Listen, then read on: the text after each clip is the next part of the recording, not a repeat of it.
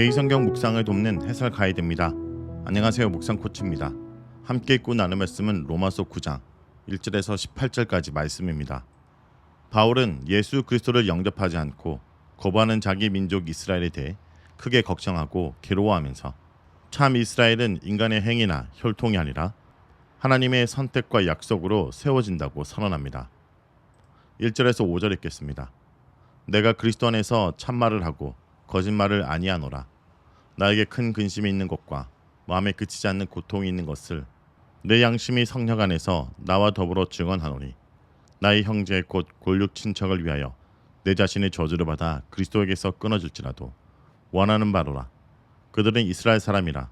그들에게는 양자됨과 영광과 언약들과 율법을 세우신 것과 예배와 약속들이 있고 조상들도 그것들의 것이요 육신으로 하면 그리스도가 그들에게서 나셨으니 그는 만물 위에 계셔서 셋의 찬양을 받으실 하나님이시니라.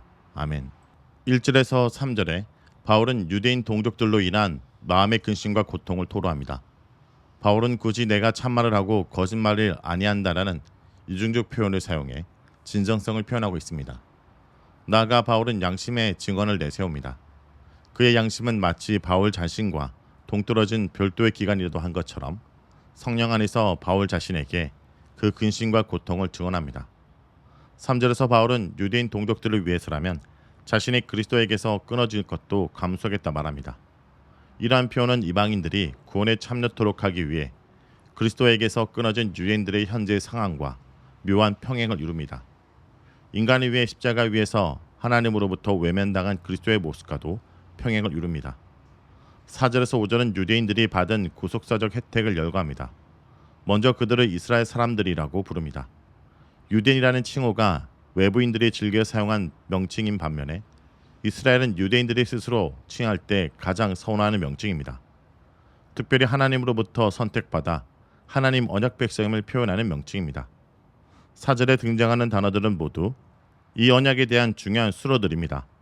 무엇보다 옛 언약 속에서 그들은 양자됨, 즉 열방 가운데 맏아들로서 누리는 하나님의 자녀의 지위와 특권을 소유하고 있었습니다. 그들은 하나님의 임재를 경험한 영광을 소유하였고 종말에 완성될 더 큰 영광에 대한 소망이 주어진 자들입니다. 아브라함 언약을 시작으로 하여 모세 언약과 다윗 언약을 통해 하나님을 자신들의 하나님으로 소유하였던 이들입니다. 그 언약 관계는 율법 속에 구체적으로 기록되었으며 율법은 그들에게 하나님의 선택과 은혜, 하나님을 향한 사랑과 순종을 상징하였습니다. 이스라엘은 이러한 언약의 하나님을 예배를 통해 경외하였고 하나님은 그들에게 언약의 약속들로 응답하셨습니다. 아브라함, 모세, 다윗을 비롯한 믿음의 선진들이 그들의 육신적 조상이며 그리스도도 그들의 혈통에서 나셨습니다. 바울은 로마서 1장에서 8장에 바로 그 그리스도를 통해서 이미 하나님의 언약이 성취되었음을 특별히 양자됨, 영광, 약속 등의 언어들을 통해 설명하였습니다. 5절 후반절에 등장하는 하나님을 향한 송영은 자신들의 언약적 지위와 특권을 언급할 때마다 유대인들이 하나님께 드렸던 습관적인 고백이었습니다. 바울 역시 과거 유대인들이 하나님으로부터 누렸던 이런 지위와 특권들을 부인할 필요가 없었습니다. 6절에서 13절 읽겠습니다. 그러나 하나님의 말씀이 폐하여진 것 같지 않도다.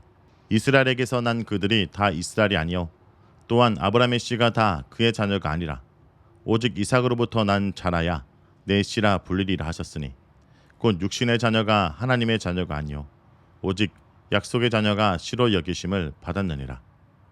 약속의 말씀은 이것이니 명년 이때에 내가 이르르니 사라에게 아들이 있으리라 하심이라. 그뿐 아니라 또한 리브가가 우리 조상 이삭 한 사람으로 말미암아 임신하였는데 그 자식들이 아직 나지도 아니하고 무슨 선이나 악을 행하지도 아니한 때 택하심을 따라 되는 하나님의 뜻이 행위로 말미암지 않고 오직 부르시는 이로 말미암아 서게 하려 하사 리브가에게 이르시되 큰 자가 어린 자를 섬기리라 하셨나니 기록된 바 내가 야곱은 사랑하고 에서는 미워하였다 하심과 같으니라. 오늘 말씀의 6절은 9장에서 11장 전체 핵심의 논지입니다. 바울은 로마서 3장 2절에서 유대인들의 구속사적 혜택을 언급하면서 가장 먼저 그들에게 하나님 말씀들이 맡겨졌다 말했습니다. 굳이 말씀들이라고 복수를 사용하여 구속사 속에서 제약인되었던 여러 언약들과 그 약속의 말씀들을 상기시켰습니다. 6절에서는 하나님의 말씀이라고 단수로 표현하여 다시 그것들을 통칭하고 있습니다. 바울은 단호하게 그 말씀의 하나님이 폐하진 것이 아니다 라고 말합니다. 로마서 3장에서 4장에 의하면 아브라함의 자손을 통하여 열방이 복을 받게 하겠다는 하나님의 말씀은 바로 유일한 아브라함 자손인 예수 그리스도를 통해서 성취되었습니다. 유대인들은 두 가지 측면에서 이를 받아들이기가 어려웠을 것입니다.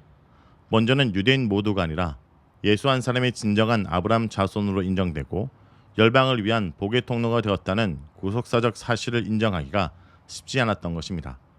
그러나 더 근본적 문제는 새 언약의 성취가 나타난 지금 유대인 대부분이 그 성취의 수혜자들이 아니라는 사실입니다.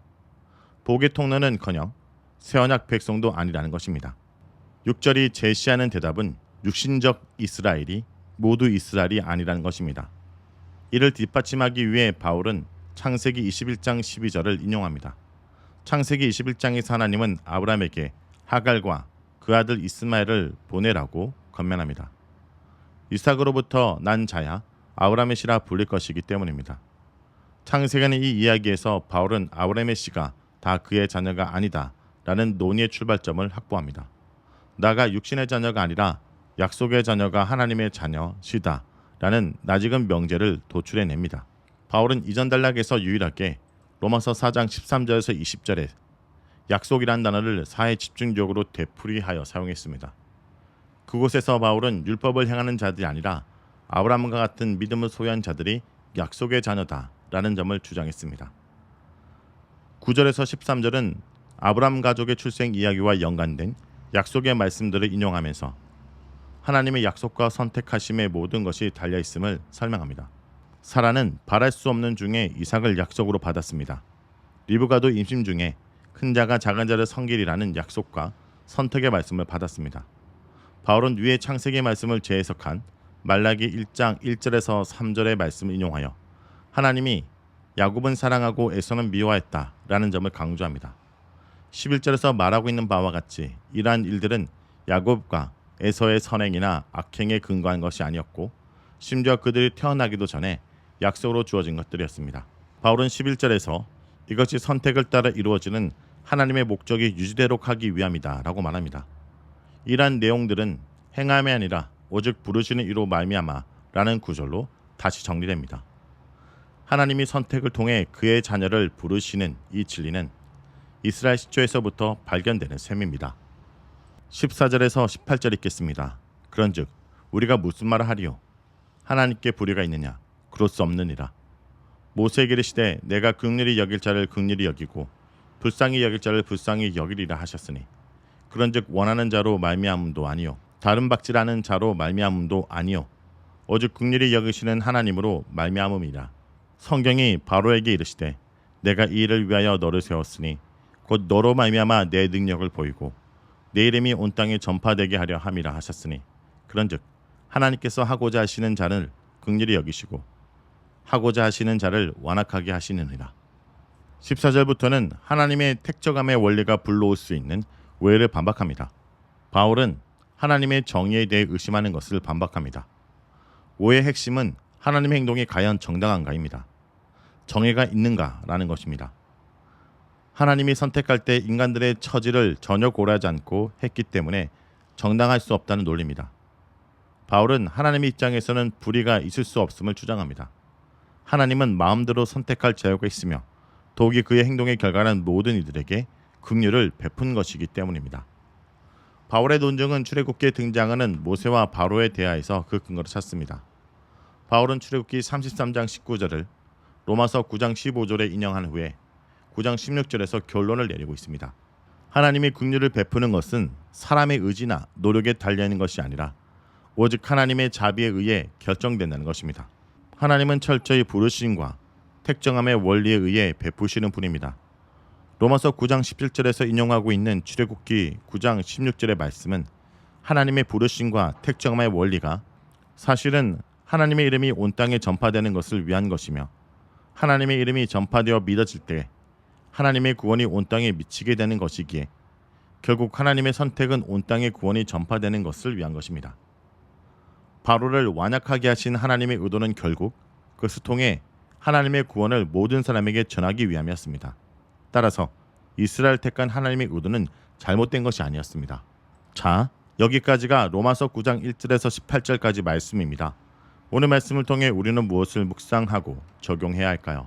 민족과 이웃을 향해 긍휼한 마음을 품어야 합니다.